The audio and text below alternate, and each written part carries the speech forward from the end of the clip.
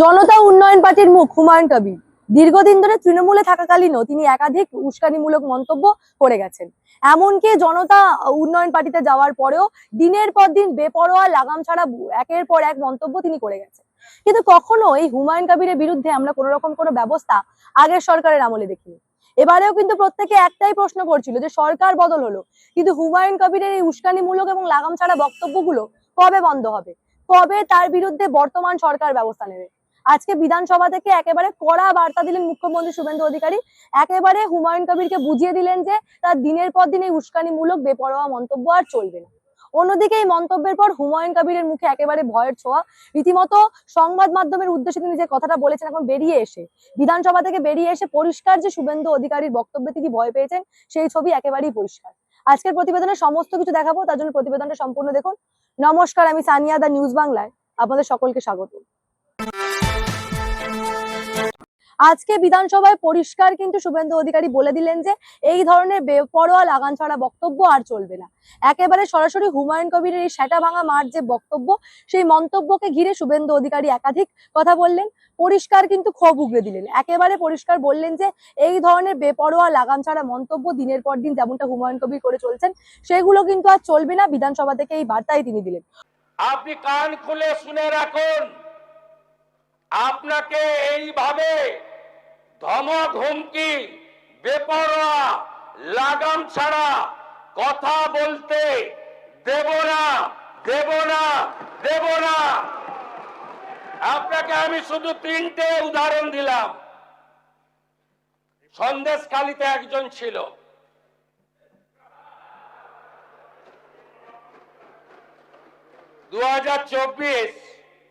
পয়লা জানুয়ারি বলেছিল তৎকালীন বিরোধী দলনেতা এলে তার হাত কেটে পায়ে, পা কেটে হাতে লাগাবে আর চামড়া ছাড়িয়ে মেদিনীপুরে পাঠিয়ে দেবে। ওর অবস্থা কি হয়েছে সবাই দেখেছে। একই টোন ছিল। আরেকটা জীবনতলার গুন্ডা ক্যানিং ভাঙর, ওর অবস্থাও কি হয়েছে দেখতে পাচ্ছে সবাই। আরেকটা পুষ্পা ঝুঁকে গেনি, এমন ঝোঁকা ঝুঁকেছে খালি পায়ে, ছোট প্যান্ট পরে, কান ধরে উঠবস করতে করতে যাচ্ছে। আপনাকে আমি বলে গেলাম পুলিশ তার ব্যবস্থা নেবে, আর আমি 1 সপ্তাহ পরে মুর্শিদাবাদে যাচ্ছি। আমি প্রমাণ করে দেব ভারতবর্ষের সংবিধান আইন শেষ কথা বলে, কোন বাপের আবাদ শেষ কথা বলে না। মুখ্যমন্ত্রী কিন্তু পরিষ্কার কড়া বার্তা দিলেন। অর্থাৎ আগের সরকার ছিল দুর্বল সরকার, তিনি পরিষ্কার বলেছেন এবং বলেছেন যে এই দুর্বল সরকারের আমলে যা করার করে নিয়েছেন, বর্তমান পশ্চিমবঙ্গ রাজ্য সরকারের আমলে এগুলো আর চলবে না। অন্যদিকে খোদ হুমায়ুন কবিরকে সরাসরি চ্যালেঞ্জ করলেন তিনি। আজকের বিধানসভা থেকে পরিষ্কার বললেন যে আমি মুর্শিদাবাদ যাব, গিয়ে বিষয়টা খতিয়ে দেখবো। একেবারে যারা আপনাকে ডেকেছে আগে তাদেরকে দেখবো, তারপরে আপনাকে দেখবো। পরিষ্কার হুমায়ুন কবিরের উদ্দেশ্যে কড়া বার্তা আজকে মুখ্যমন্ত্রী শুভেন্দু অধিকারী দিয়েছেন। এবং ঠিক তারপরেই আমরা হুমায়ুন কবিরের প্রতিক্রিয়া নিয়েছিলাম। রীতিমতো কিন্তু তিনি ভয় পেয়েছেন। তার বক্তব্য থেকে পরিষ্কার, মুখ্যমন্ত্রীর এইহেন বক্তব্যের পর বা বিধানসভা থেকে এইহেন মন্তব্যের পর হুমায়ুন কবির পরিষ্কার বলছেন যে আমি একটা রাজনৈতিক দলের মুখ, আমি রাজনীতি করছি, আমি মুখ্যমন্ত্রীকে বা তার সরকারকে কিছু বলিনি। এবং সরাসরি মুখ্যমন্ত্রী যে কথাটা তাকে আজকে বলেছে তাতে যে হুমায়ুন কবির ভয় পেয়েছেন, সেই বিষয়টা তার বক্তব্য থেকে একেবারেই পরিষ্কার। হুমায়ুন কবিরের বক্তব্যটা একবার শোনাবো। মুখ্যমন্ত্রী বলতেই পারেন তিনি একজন রাজনৈতিক নেতা, পরে মুখ্যমন্ত্রী, তো তিনি তিনার পার্টির হয়ে বলবেন, এটা তো অন্যায় কি আছে।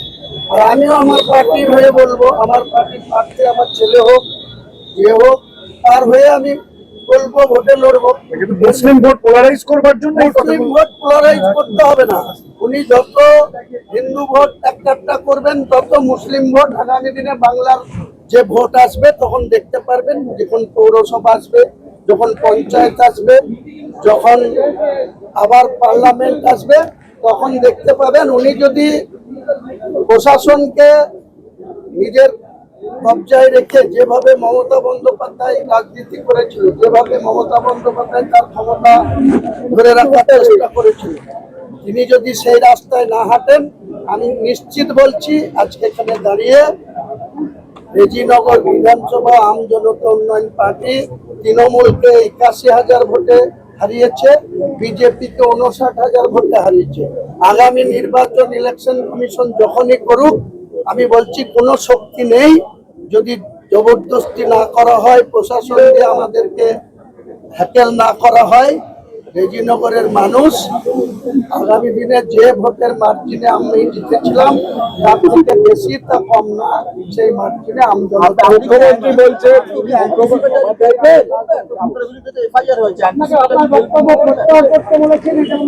কার কাছে আমি তো রাজ্য সরকারের বিরুদ্ধে কিছু বলিনি, আমি বিজেপির বিরুদ্ধে বলেছি। নবাগত বিজেপিরা আমাকে পালন করেছিল, আমার বাড়ির কাছে গিয়ে সেখানে পুলিশের সিকিউরিটি সঙ্গে নিয়ে গিয়ে আমাকে আক্রমণ করেছে, তো আমি রাজনৈতিক ভাবে তাদের আক্রমণ করবো? তার কাছে উনি ক্ষমা চাইতে বলছেন, ক্লিয়ার বলুন। নিশ্চয়ই যদি সেটা ক্ষমা যোগ্য হয়, নিশ্চয়ই। রেজিনগর থেকে ছেলেকে যেটাতে হুমায়ুন কবির নাকি মেরুকরণের রাজনীতি করছেন, এহেন দাবিও কিন্তু আজকে মুখ্যমন্ত্রী শুভেন্দু অধিকারী বিধানসভা থেকে করেছিলেন। এবং ঠিক তারপরেই হুমায়ুন কবিরের এই মন্তব্য বা বক্তব্য, যা সংবাদ মাধ্যমের সামনে যে প্রতিক্রিয়া, তা কিন্তু পরিষ্কার করে দিচ্ছে যে তিনি ভয় পেয়েছেন। এবং মুখ্যমন্ত্রীর এই হুঁশিয়ারির পর তিনি একটু হলেও ভয় পেয়েছেন, সে বিষয়টা পরিষ্কার। তার যে দীর্ঘদিন ধরে বেপরোয়া লাগাম ছাড়া বক্তব্য দিনের পর দিন যেমন উস্কানি দিয়ে চলেছেন, সেগুলো যে আর চলবে না, এটা অন্তত হুমায়ুন কবির বুঝতে পেরেছেন তার বক্তব্যের পর আজকে একেবারেই পরিষ্কার। অর্থাৎ মুখ্যমন্ত্রী যেমনটা চেয়েছিলেন বিধানসভা থেকে সরাসরি হুঁশিয়ারি দিতে, এবং ঠিক তার প্রভাব যে হুমায়ুন কবিরের ওপর একটু হলেও পড়েছে, এখনো পর্যন্ত সেই ছবিই কিন্তু দেখা যাচ্ছে।